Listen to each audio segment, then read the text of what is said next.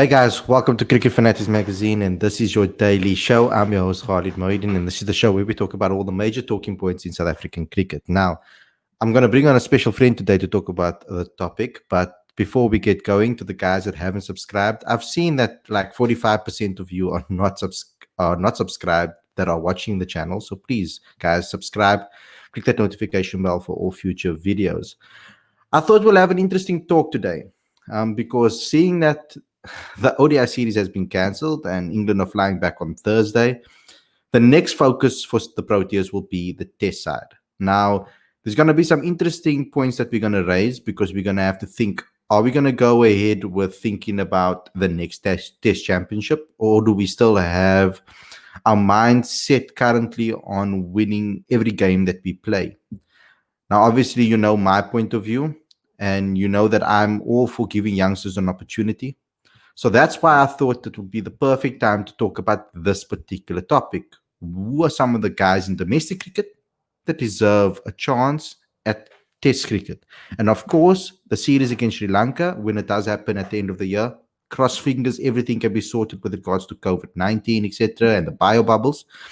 And then we'd have an opportunity to maybe see some young talent get an opportunity. Now, I know that my friend in the background, Ravi, is waiting to come on the show and probably give his opinion on this. So I'm going to rile him up a bit with some of my opinion first. So what I want to say is, seeing that the test side is in a kind of a similar situation than our ODI and T20 side is, I would say that there are certain guys that are core to the side and that we know that have a settled position in the side, and that will probably be like the likes of Dean Algar, Kagiso Rabada, Lungingiri, Keshav Maharaj. Rassi van der Dussen has started to stake his claim as one of the main guys, and I think we should obviously build a team around those guys. Now, Temba Bavuma is also another guy that some people would say, but as you can hear, there are quite a lot of spots up for grabs. So that's why I say, who's going to get an opportunity to get a debut? So I'm going to bring Ravi on. First and foremost, welcome to the show, brother. Good to see you again. Hi, good evening. Can you hear me? Yeah, perfectly. Awesome. Yeah, thanks for having me on. It's been only a few days, but it feels like eons since I was last year. Yeah. And of course, we know it's Champions League this evening, so I'm sure we'll keep it short and sweet for those that will be tuning into the Champions League very soon. But yeah, exciting times ahead. It's disappointing we haven't seen any cricket this week, but as the proverbial saying goes, safety first. Mm-hmm. So I obviously say quite a lot of things. What do you think about my opinion about the fact that the test team is also in transition like every other team that we have in for South Africa? Definitely. I think there's some mainstays in the team that, like, for example, you mentioned Rassi. I don't see him being removed at this stage of the innings, excuse the pun. But I think he's a mainstay. He's going to be there to stay for a while. Similarly, obviously, Quinton de Kock has been one of the top performers. So if you look at the two of them in isolation, they're not going to be ones that should be shifted around necessarily. Aiden Markram has obviously hit quite a few impressive scores as of late. So I see him potentially making a return. And obviously, we know Dean Elgar, who started off in 2013 with that horrible pair against Australia, but has grown from strength to strength. In fact, his last test century came against India at the tour at the end of last year. So he's a fantastic player. I don't see them moving forward without him. And I've noticed in the comment section some fantastic names as well. As of late, some guys have really been knocking on the door quite extensively. Yeah, let's look at some of them. We got Miguel Pretorius over here, Darren de Pavilion. We've got Reina van Tondo, Wesley Marshall. I want to talk about those two, of course, in depth. We've got, I think, Fortain should get an opportunity. Van Tondo and KP, some guys saying. Aiden Markram, okay, not a debutant, but Aiden Markram, Keegan Peterson, Zubair Hamza, not a debutant as well. Wesley Marshall, Virender Sehwag, Indian, like he's like Virender Sehwag in India, they say.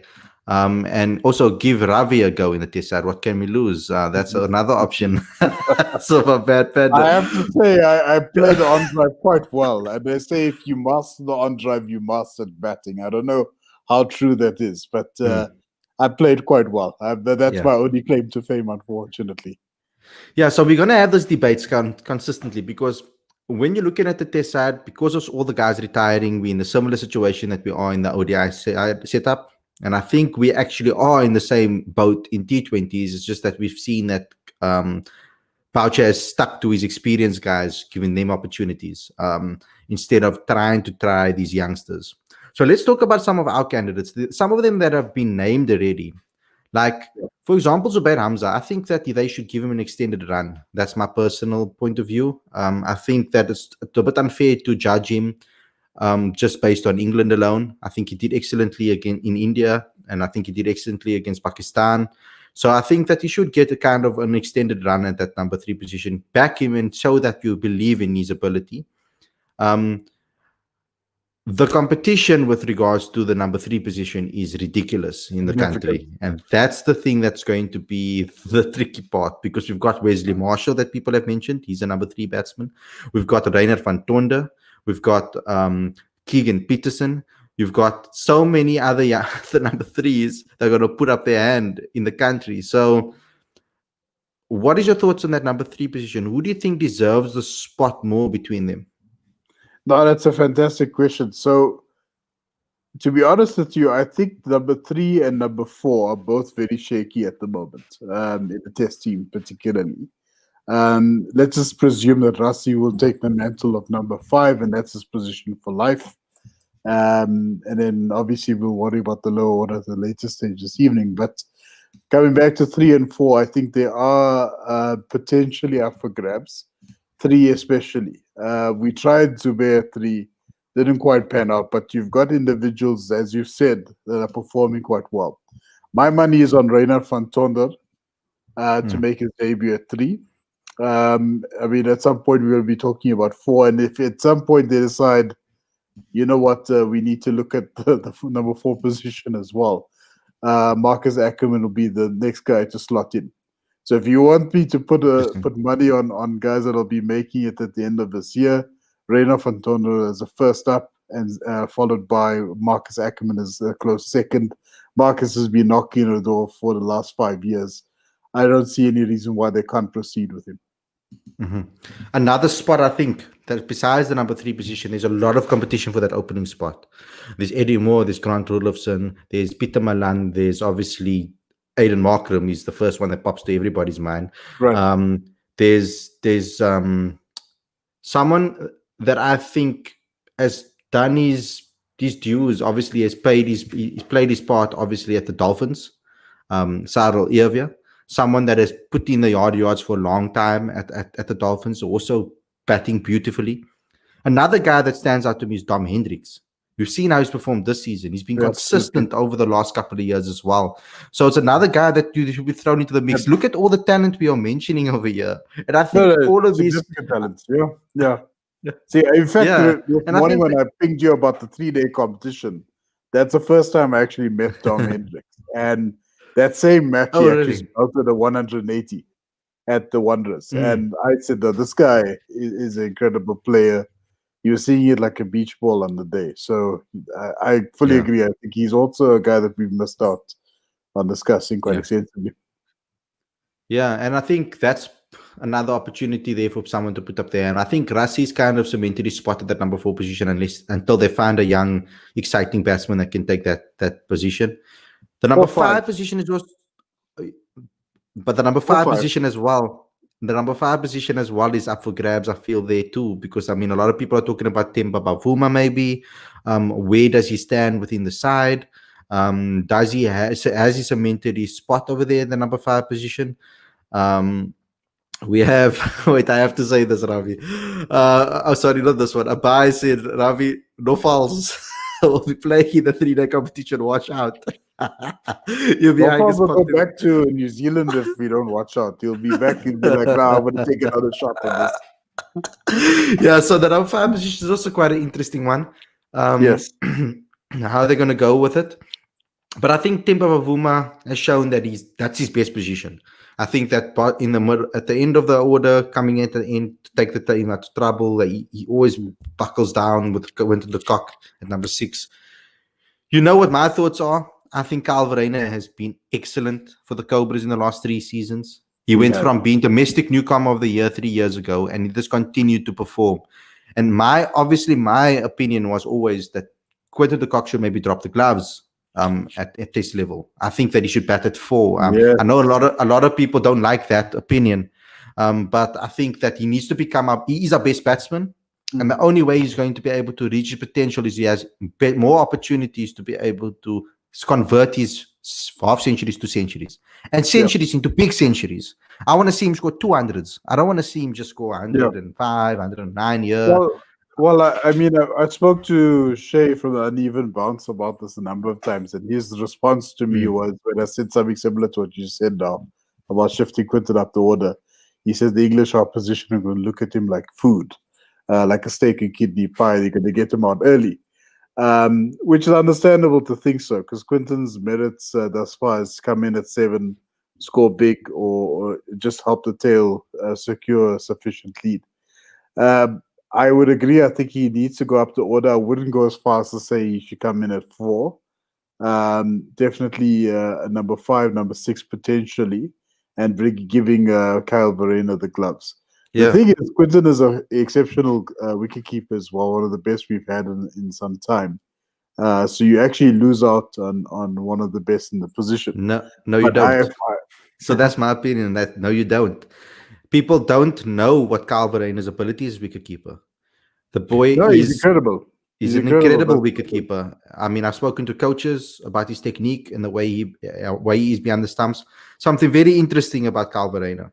So I've had plenty of conversations with his wicketkeeping coach Ezra Poole, and he's pointed out certain things about Calvaraina that really stands out. His footwork behind the stumps. So a lot of people will look at the flashy things that wicketkeepers do and judge a wicketkeeper based on that. How many times they make an incredible diving save? Mm. How many times they're doing some incredible stumping or incredible high catches So and you're diving for talking like balls, etc. MS Dhoni, like reserved, calm behind the stumps. Yeah, you know what I mean. They look Yeah, glamorous on the eye, yeah, but Calvarain's footwork is so good that he doesn't need to dive. right. I've seen Calvaraina take catches because he understands and reads the bowlers. He understands the conditions. He knows Mm. where to position himself behind the stumps. Hardly ever does he mess up where he misreads a ball. Yeah. Sometimes I've seen Quinton misread a ball. A good example is in the T20. I know it's one mistake and you don't hop on one mistake, but in the T20 when Temba threw that ball at him, he misread the throw and he Completely. completely missed And it. that cost us the match. Yeah, well, I mean, I'm not going to hop on that because he's an excellent keeper, but Mm. he doesn't dive as much, Cal, because Mm. his positioning is always right. He'll double step, and then if he needs to dive, he'll dive. Mm. So he knows where to position himself behind the stumps. So he's an excellent keeper, and in my opinion, probably the best keeper in the country, in my opinion. No, And I that's would agree. And that's based on what I've yeah. watched. And I'm not, and that's just opinion of mine. And I don't want people to just Mm. kill me about that. But that's my. If they Yeah. put Kyle behind the stumps in Test cricket, I think he'll be excellent replacement. And I think that And Quinton Cochran yeah. can focus on becoming one of the best batsmen in the world because I think he can really become that. He can be ranked as I one of the agree with best you. batsmen in the world if he Fully gets agree all with of you. the In fact, we had a discussion the other day. I mean, I call this area mini Hyderabad because virtually all of my neighbors are either from Pune or Hyderabad, and all we talk about is cricket around here. And the reality is that the one question that was posed to me was, do you think South Africa will ever produce another Marnus Labuschagne? Labuschagne, actually. Stephen Smith, well, not another one, but somebody to the liking of Stephen Smith, to name a few. And the Another reality, and colors. obviously another colors, I mean, somebody who could compete with the likes of Virat Kohli as well. But I mean, these guys are pretty much at god level when it comes to batting. The truth is that Quinton de Kock's got the most potential to reach that level quite quickly, and he's only 28 years Of old. course. And the reality is that while he might not have the full 360, as they say, the 360 shot array is what we've seen with AB de Villiers as the example. There you see we mentioned him again. The reality is that Quinton de Kock, I think, can take his average above 50.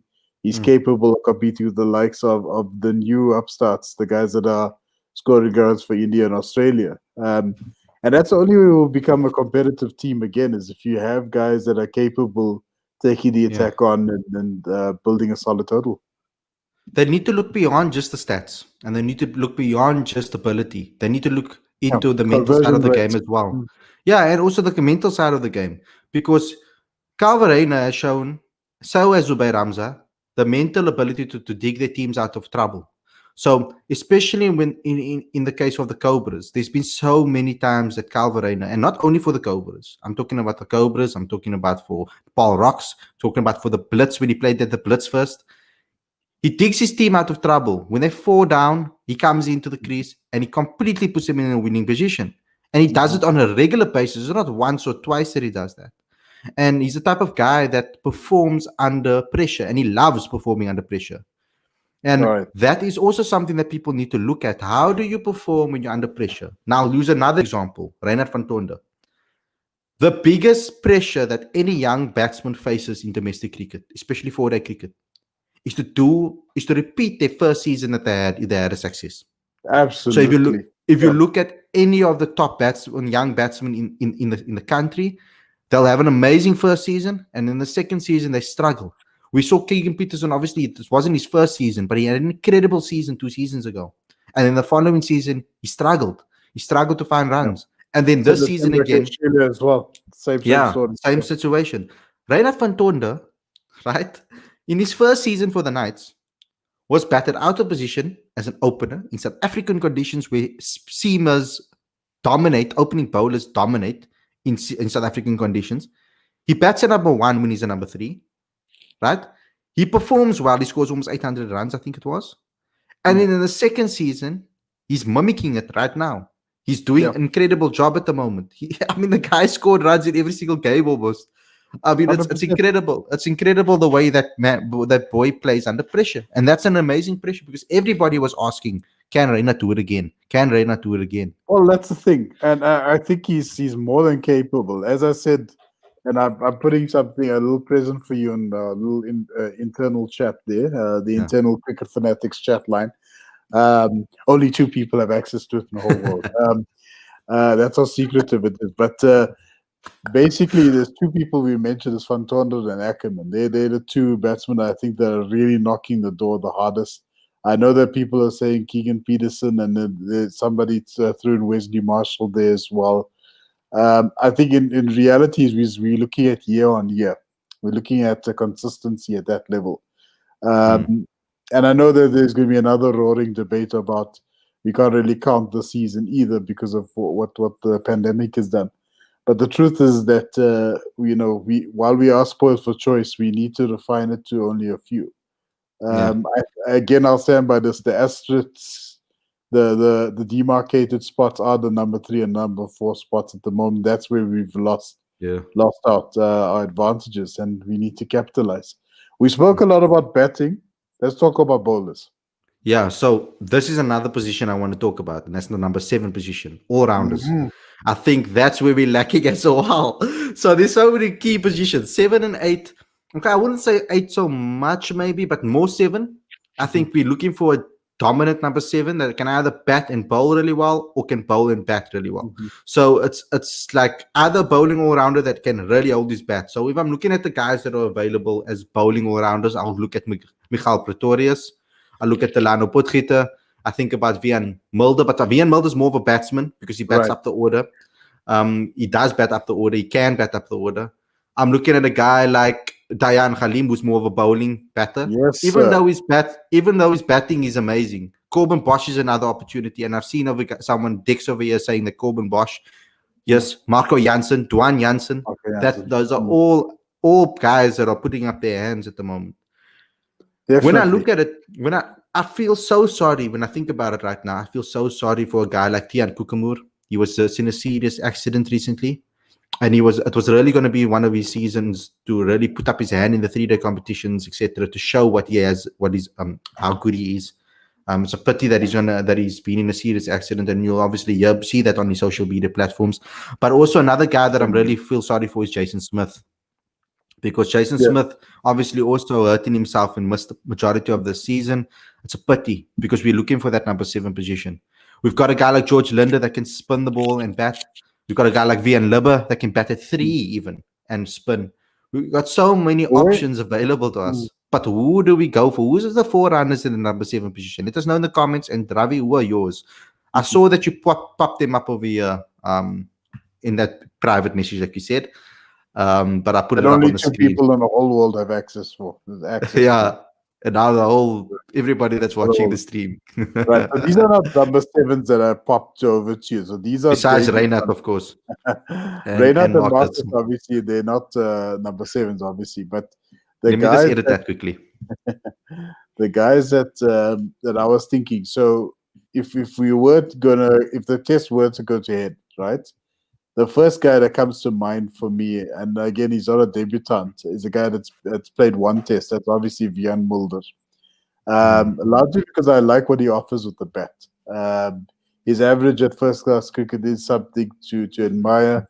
And obviously, from a bowling point of view, he's quite significant. He can rack it up as far as 140s as well, if you want him to. Personally speaking, as much as I enjoy watching Dwayne Pretorius play, I feel that position is kind of up for grabs. I know that you can't really judge a guy by one test series, but at number 7, number 8 spot, I think we need to start venturing out. We need to treat this like a Las Vegas buffet special. We need to start going from one booth to the next. If anybody goes to Las Vegas, I know I certainly will be doing it on my wish list.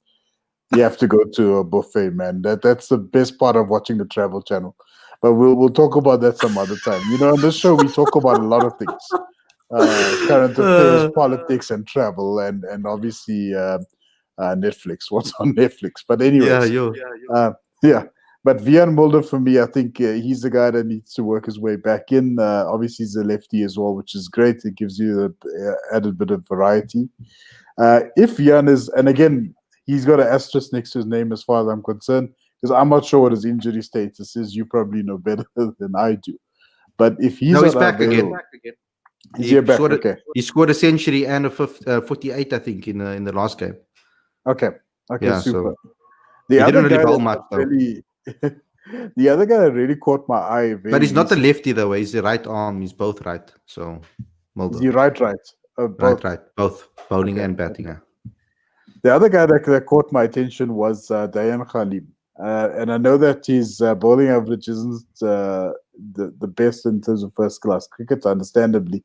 He's sitting just above 30. And generally, we start looking for the guys that are 25 to 27, so around about there. But I just feel that he offers so much as well in the field, in the bat, and the ball. It just goes well for him on the day. And I actually started watching him from watching the 3-day series at semi-pro level at the end of last year. And I ended up catching him up a few games at Centurion as well. Very recently, I saw him play. Unfortunately, it was a losing endeavor, but he was bowling absolute gas. And I love that. The guy was charging in.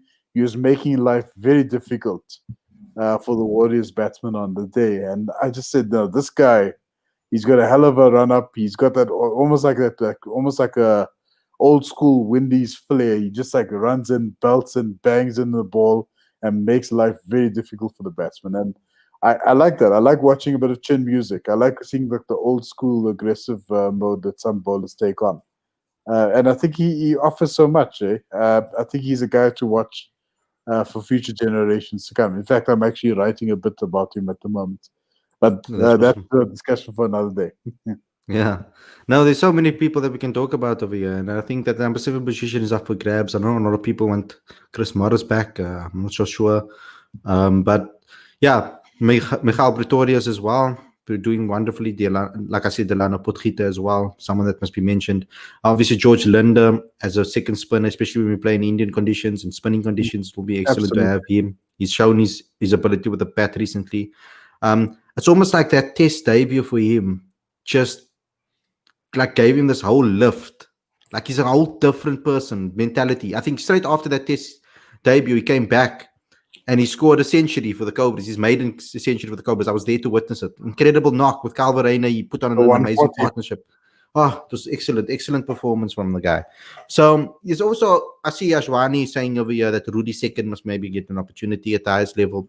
Yes, I think that that's an opportunity. But I think right now, with South Africa, I don't think they have an opportunity. They have a chance of winning this Test Yeah, Championship. So my whole mindset is because we have Test Championships now that we have to play for. You have a whole year to with regards to this Test Championship to still yeah. play, and then you can prepare for the next one. So I'm hoping that South Africa gives some youngsters an opportunity so that we can grow a team that has a nucleus. Aiden Markram as captain. I'm thinking now, obviously, Aiden Markram as captain, or Keshav Maharaj as captain, or Temba Bavuma as captain. Elga, And or possibly Elga. yeah, I think Algan right now is a good stepping stone to give Aiden that opportunity to maybe get some. If you're I going to think go with they'll do Aiden, that. if they're going to go with Aiden. But I'm thinking future now for the next Test Championship. I mean, either Aiden takes it once he's found form, maybe Bavuma, maybe we've got a Keshav Maharaj that can take captaincy. It's very seldom that they're going to give it to a spinner. But because sometimes South Africa in South African conditions, they're not going to play with a spinner. Sometimes they just play with a full space attack. So we're going to have to see what happens, but I think they should build towards the future, and I think they should build towards finding a nucleus team, a team that can play for the next 5 to 6 to Yeah, 7 to 8 years. I agree I with think you. that's going to be key. No, definitely, Khalid. I don't think it requires a complete overhaul. I think we need to isolate the sort of, for lack of a better word, the weak points, the areas of concern, the developmental spots, and we need to start venturing out. Like we mentioned, the number 7/8 position, batting all. Sorry, what were you going to say? What's the correct term? Is a bowling all rounder. That Yeah, comes or batting all rounder. or batting all rounder. Right, beautiful. Right. Because I mean, when you Um, have a seam attack of Andrich Nokia, Lungingidi, Kagiso Rabada, the other bowler can just bowl a couple of overs yeah, to give the other guys rest. I he's mean, just that's shining the seam ball a attack. bit. Yeah, he's just changing ends. But no, I agree with you, and I think we just need to isolate. For me, I think out of all the critical positions we have identified, definitely is the number 3 spot. I think that is the biggest one. That's a critical one, and I don't see them. When I say them, the Proteas not selecting Reina van Tonder to potentially occupy the spot. I know I also am a fan of Mm. Zubair Hamza, and I think we gave him a shot, and I think he deserves more opportunity. But if Reina van Tonder is scoring the runs right now, and he's done so year It's going on to be a year, tough one, eh? we have to give him the opportunity now. Now's the time. It's a very tough one, eh? Because I mean, Reynard's still very young as well.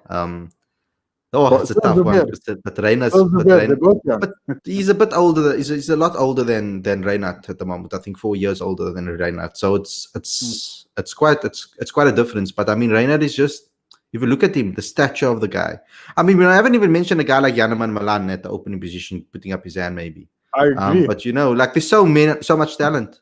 But you I honestly really think want. you're not going to select Aiden Markram? Of course not. I don't think that's gonna Of happen. I course think not, bro. if I'm gonna put my money on it, Aiden Markram It's is as going to be real as back in the Man side. United. Like It's I as real mean, as Man United's how do you dead not record. pick a how do you not pick a guy that scores 3 centuries in a row? Like how many times has Exactly. that happened in domestic cricket? Like if I'll someone be knows the very stat of surprised. that, I would be really interested. And I would be really and obviously very impressed yeah, if you know the stat of that.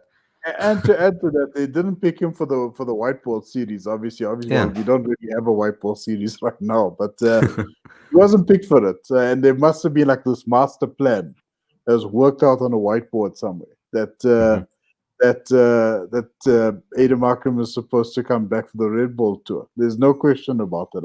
I'll be very surprised if we don't open with him and Elga.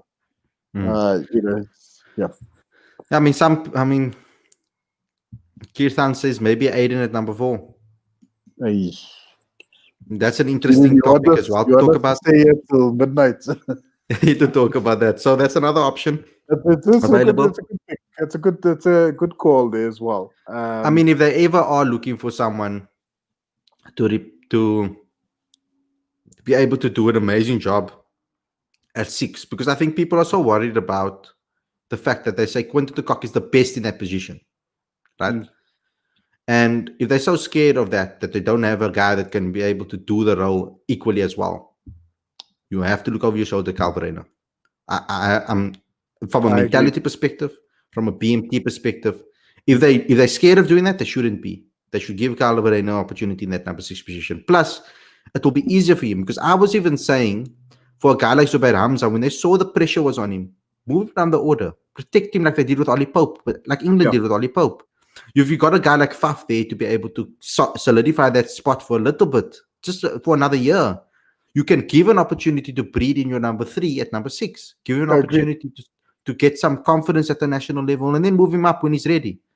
I mean, they used to do that with the likes of Cullis and they used to do that with the likes Yeah, of other batsmen. it They was used like to a do that with them nurturing too. thing. Yeah. Mm. A nurturing I thing. agree. And that's exactly what they should be doing. But But now we're I, taking the approach of throwing them into the deep end straight away, yeah, and that's not right either. yeah. So we said a lot of things, but I think to end this stream, Ravi, I think I want to propose one thing. I think that what South Africa should do right now to get the fans back after this disappointing end to the ODI series, obviously the cancellation happening, they should have like a Proteas A versus a Proteas B, take on each other in a closed environment. Maybe they can do it at the Wanderers or at the Centurion, where they're going to be preparing to get the bio bubble ready for Sri Lanka. They might as well just have the bio bubble open, allow the players to come in there, test it out with the Proteas A versus Proteas B, get some guys to be able to like SuperSport on board to be able to take that coverage because now they're losing out on rights. Give them something to film. Are you saying like a limited overs match, or are we talking about? I'm talking about I'm talking about it can be a 50 over match. It can be a limited overs match, or it could just be. They can even go ahead and try to do like I wouldn't say a 4-day competition. Maybe that a 4-day game would also be some would be awesome as well to get some momentum. There's enough time, I think, to prepare for that right now. So it would be interesting to be able to see that. I would like to see like a Proteas A versus a Proteas B and see them and like put the best Proteas batsmen that you think against the best Proteas bowlers, and then put the best Proteas bowlers against the fringe Proteas batsmen and see how they perform. I mean, I it would would be agree an with you. awesome thing to see. I think, to be honest, I think the priority right now is just sort out our red ball side. And I would agree with that. I think maybe just give him a go if Viana's back and he's fresh. Give him a run, as an example. If Zubair Hamza still's got a question mark to his name, give him a run. Marcus Ackerman, Reina Fontana, they all knocked on the door, give them a run. I think this is a perfect opportunity. I'm not talking about the likes of 3TC now. That's a conversation for another day. But definitely, I think the priority is red ball all the way. We've got Sri Lanka. Of course, the T20 World Cup as well. So, oh no, that's big. That's huge. But I mean, if you think about it, we've got Sri Lanka literally. They're supposed to be arriving on our shores, I think, a week from now.